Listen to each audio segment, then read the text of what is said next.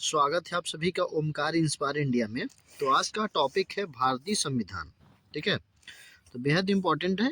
Channel पे यदि नए हैं तो आप सब्सक्राइब कर लीजिए ताकि ऐसे तमाम कंटेंट आपको सबसे पहले मिल सके। तो चलिए शुरू करते हैं। पहला क्वेश्चन लेते हैं। क्वेश्चन नंबर पहला है, भारतीय संविधान कब लागू हुआ था? जो भारत का संविधान है इसको कब लागू किया गया था? तो 26 जनवरी 1950 को लागू किया गया था। ठीक है, ऑप्शन नंबर बी हो जाएगी इसका राइट आंसर।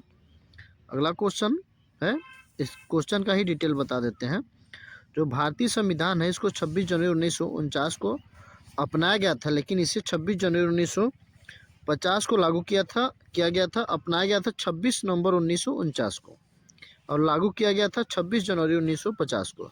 यह दिन भारत के लिए ऐतिहासिक है क्योंकि इसी दिन भारत एक गणराज्य बना था। 26 जनवरी को गणतंत्र दिवस के रूप में मनाया जाता है। इसी दिन देश में पूर्ण रूप से अपना संविधान लागू हुआ था। यह लोकतंत्र की स्थापना का महत्वपूर्ण दिन है। ठीक है, आई होप इतनी बात समझ गए होंगे। अगला क्वेश्चन है, क्वेश्चन नंबर दूसरा है, भारतीय संविधान के जनक किसे कहा जाता है?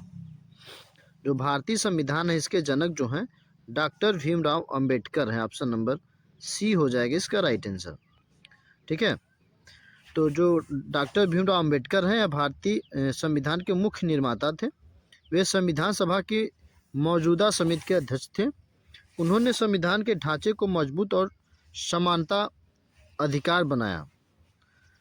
उन्होंने सामाजिक न्याय और अधिकार पर विशेष जोर दिया। इन्हीं कारण इन्हें भारतीय संविधान का जनक कहा जाता है। अगला क्वेश्चन लेते हैं। क्वेश्चन नंबर थर्ड है, भारतीय संविधान की प्रस्तावना किस सिद्धांत पर आधारित है? फ्रेंड, इसका आंसर बताने से पहले यदि आप चैनल को अभी तक सब्सक्राइब नहीं किए हैं तो प्लीज़ सब्सक्राइब कर लीजिए, लाइक कर दीजिए, अपने दोस्तों को शेयर कर दीजिए। तो जो भारतीय संविधान है इसकी प्रस्तावना किस सिद्धांत पर आधारित है? तो स्वतंत्रता पे आधारित है, समानता पे, संप्रभुता पे। तो इसका ऑप्शन नंबर डी हो जाएगा, तीनों पे आधारित है। ऑप्शन नंबर डी इसका राइट आंसर हो जाएगा।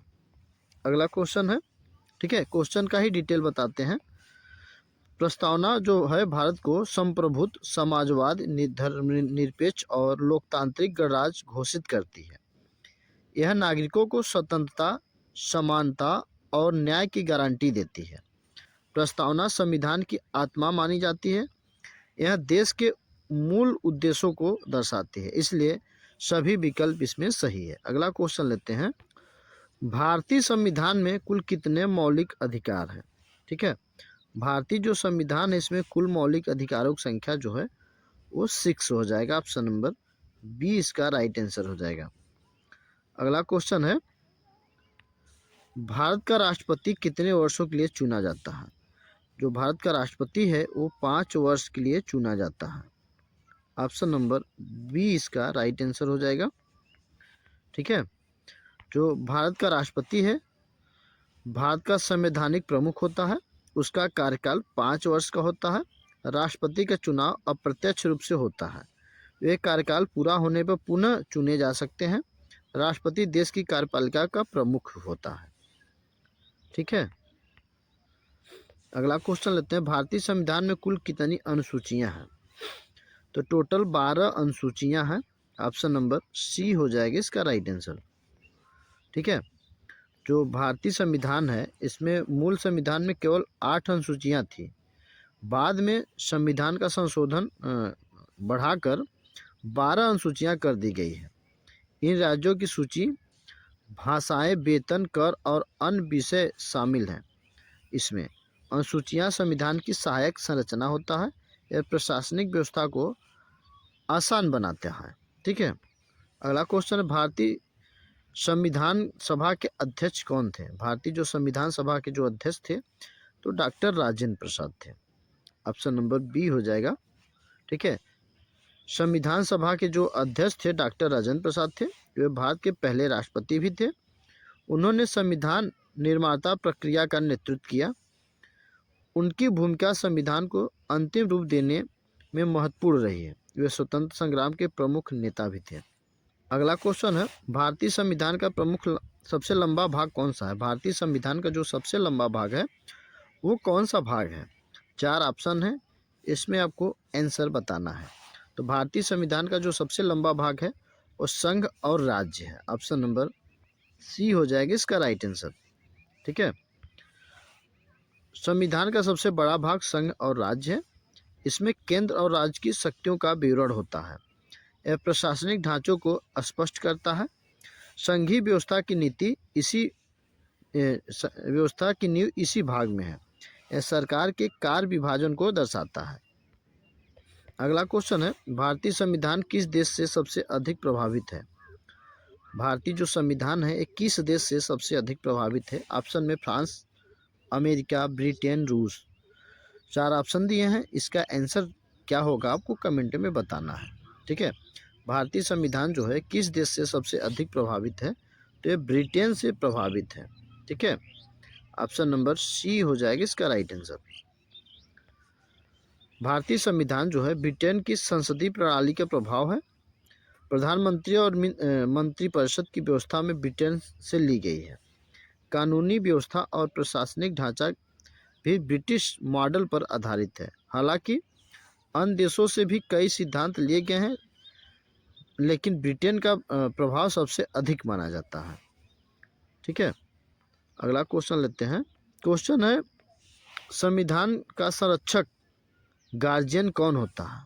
ठीक है, संविधान का जो संरक्षक होता है यानी गार्जियन जो होता है वो कौन होता है?